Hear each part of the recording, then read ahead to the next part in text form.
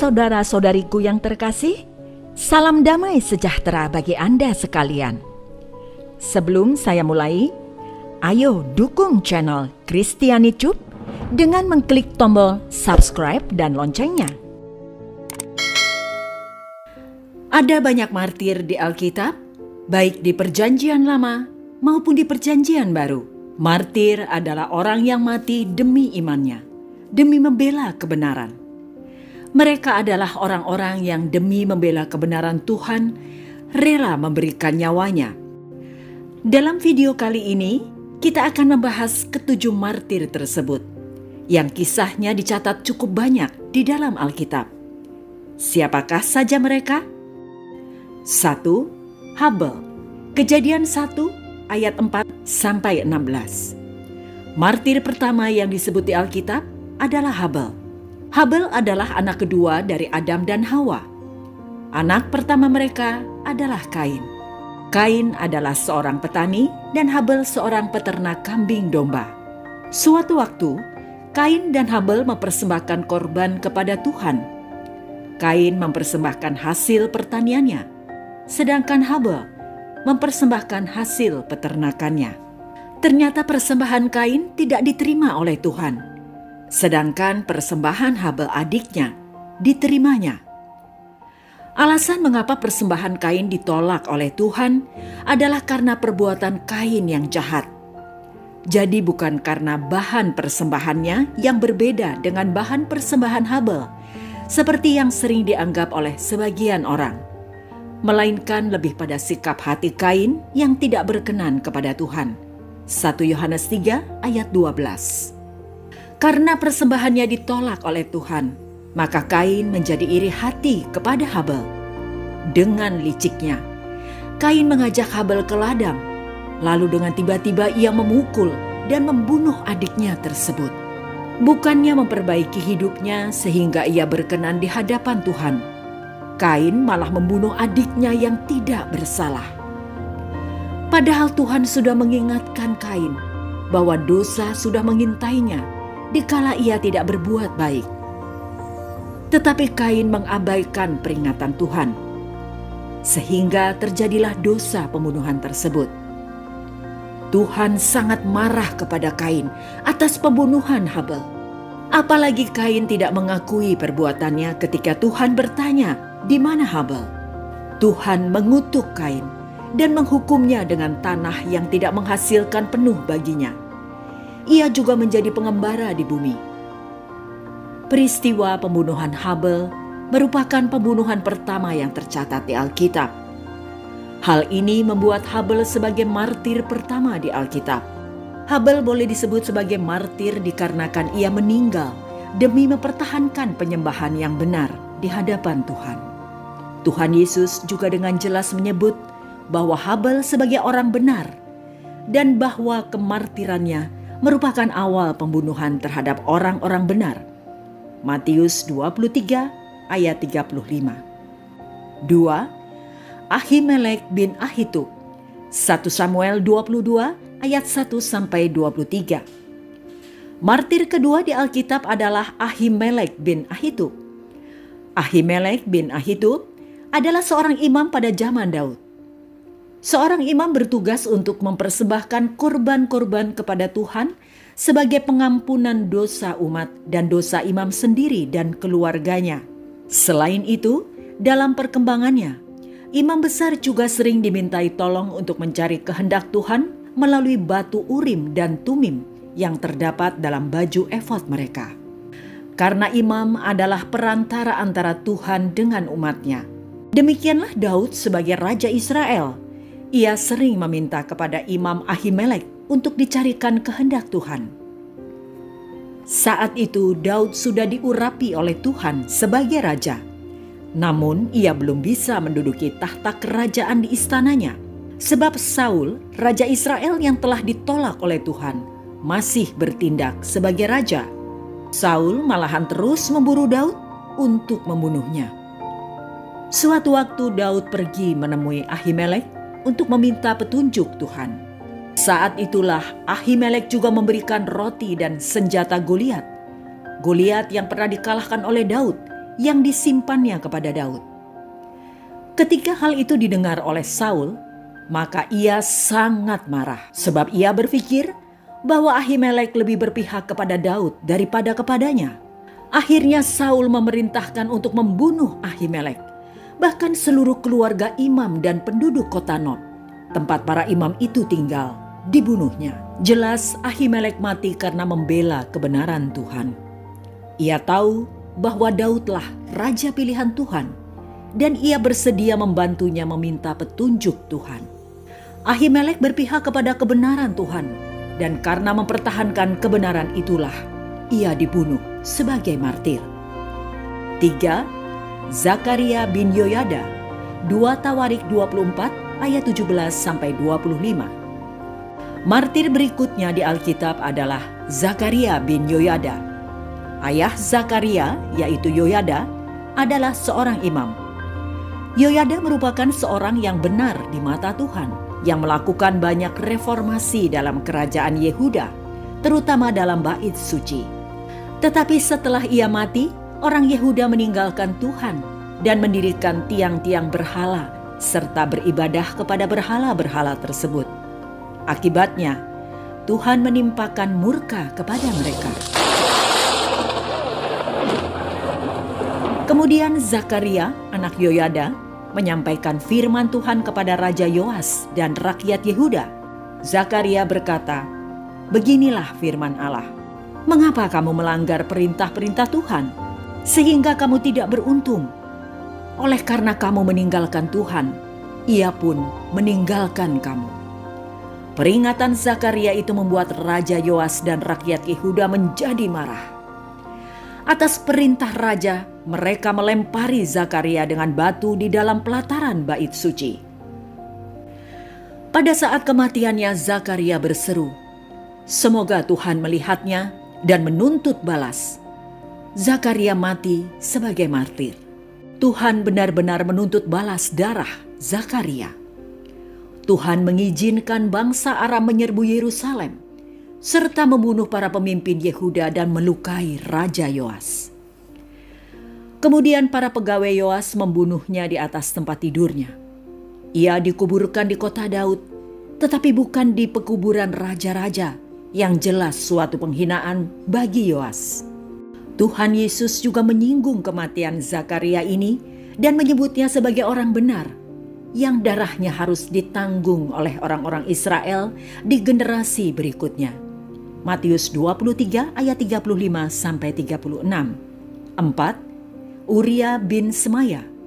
Yeremia 26 ayat 21 sampai dengan 24. Uria bin Semaya adalah seorang martir yang dicatat di Alkitab. Ini bukanlah Uria suami Batsheba yang dibunuh oleh Daud, melainkan seorang nabi pada zaman Nabi Yeremia yang berasal dari Kiryat Yearim. Seperti halnya Yeremia, Uria adalah seorang nabi yang benar. Ia menubuatkan hal yang benar kepada raja dan rakyat Yehuda. Uria tidak menyampaikan pesan yang sesuai dengan selera raja dan rakyat Yehuda.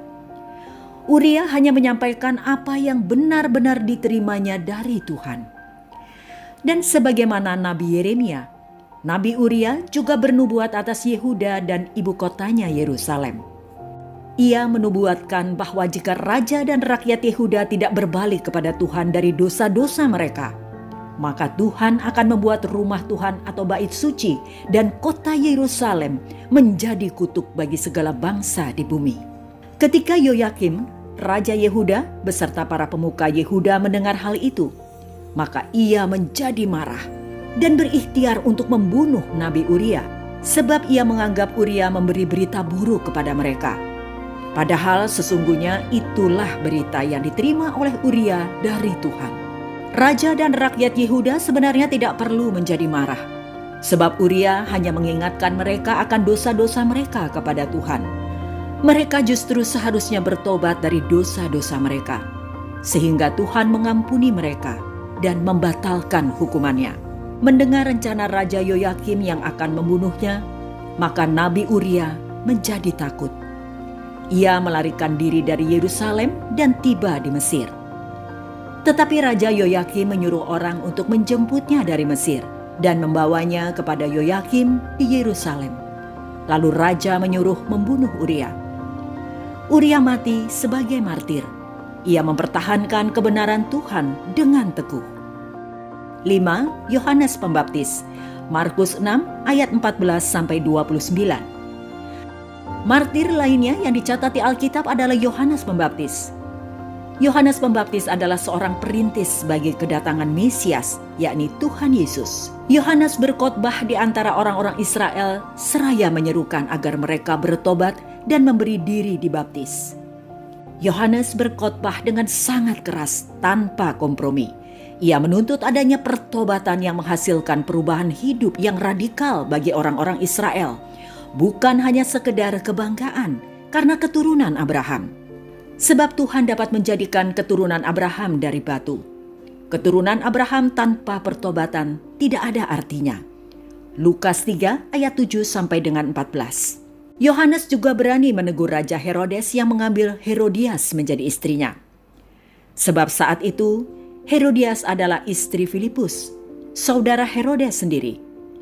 Hal ini membuat Raja Herodes tersinggung dan marah, sehingga ia memenjarakan Yohanes Pembaptis. Tetapi yang paling tersinggung dengan teguran Yohanes adalah istri Herodes, Herodias. Ia menjadi dendam kepada Yohanes Pembaptis dan berusaha untuk membunuhnya. Tetapi ia tidak bisa, karena Herodes melindungi Yohanes. Memang pada dasarnya Herodes cukup kagum pada Yohanes dan senang mendengar khotbah-khotbahnya, walau hatinya menjadi bimbang kala mendengarnya. Ia juga meyakini bahwa Yohanes Pembaptis adalah orang benar dan orang suci. Namun kesempatan baik bagi Herodias untuk menuntaskan dendamnya kepada Yohanes Pembaptis akhirnya tiba juga. Hal ini terjadi pada waktu Herodes merayakan hari ulang tahunnya dengan para pembesarnya. Ketika itu, putri Herodias menari-nari dan menyenangkan hati Herodes beserta tamu-tamunya. Hal ini membuat Herodes menawarkan sebuah hadiah kepada putri Herodias. Apa saja yang diinginkannya, maka Herodes bersumpah akan memberikannya, bahkan sekalipun setengah dari kerajaannya. Ketika putri Herodes bertanya kepada ibunya, yaitu Herodias, apa yang harus dimintanya kepada Herodes, maka Herodias menjawab, kepala Yohanes Pembaptis dalam sebuah talam. Mendengar hal itu, hati Herodes sangat sedih. Tetapi karena sumpahnya di hadapan para pembesarnya, akhirnya ia pun mengabulkan permohonan putri tirinya itu. Herodes memerintahkan seorang pengawalnya untuk memenggal kepala Yohanes Pembaptis di dalam penjara. Lalu pengawal itu menaruh kepala Yohanes di atas sebuah talam dan memberikannya kepada putri Herodias. Putri Herodias memberikan kepala Yohanes Pembaptis itu kepada ibunya. Dendam Herodias kepada Yohanes Pembaptis pun akhirnya terbalaskan. Yohanes Pembaptis adalah seorang martir sejati yang berani menyatakan kebenaran Tuhan sekalipun nyawa yang menjadi taruhannya. Herodes dan Herodias adalah orang-orang yang bertanggung jawab atas kematian Yohanes Pembaptis. 6. Stefanus. Kisah Para Rasul 7 ayat 1 sampai dengan 60. Martir lainnya yang dicatat di Alkitab adalah Stefanus. Stefanus adalah satu dari 7 diakon gereja mula-mula di Yerusalem. Ia seorang yang penuh iman dan Roh Kudus. Kisah Para Rasul 6 ayat 5. Selain itu ia juga penuh karunia dan kuasa, sehingga ia mengadakan mujizat-mujizat dan tanda-tanda di antara orang banyak. Kisah Para Rasul 6 ayat 8. Dengan penuh iman, hikmat, dan Roh Kudus, maka Tuhan memakai Stefanus sebagai pengkhotbah dan apologet atau pembela agama Kristen yang terkemuka. Tugasnya tidak terbatas hanya pada pelayanan sosial sebagai tugas utama para diaken, tetapi juga ambil bagian dalam pelayanan rohani atau berkhotbah. Stefanus terlibat dalam perdebatan dengan jemaat sinagoge Yahudi yang anggotanya berasal dari daerah Kirene dan Alexandria, bersama dengan beberapa orang Yahudi dari Kilikia dan Asia. Namun orang-orang ini tidak sanggup melawan hikmat Stefanus dan Roh Kudus yang mendorong dia berbicara. Akhirnya mereka pun menyeret Stefanus ke mahkamah agama Yahudi. Di mahkamah agama ini, Stefanus harus menghadapi tuduhan saksi-saksi palsu. Mereka menuduhkan kepada Stefanus bahwa Tuhan Yesus yang diberitakannya akan merubuhkan bait suci mereka dan mengubah hukum Taurat dan adat istiadat yang diwariskan Musa kepada bangsa Yahudi.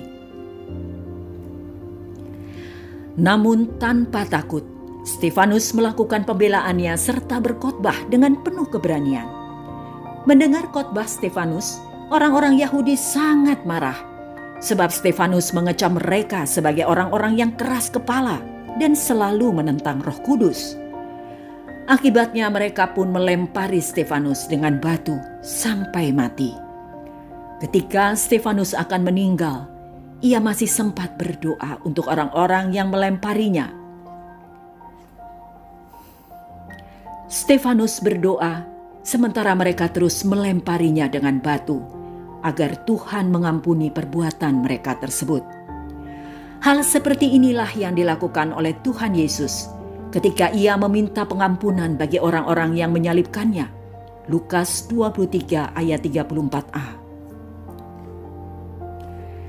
Stefanus meninggal sebagai martir pertama gereja Kristen. 7. Yakobus.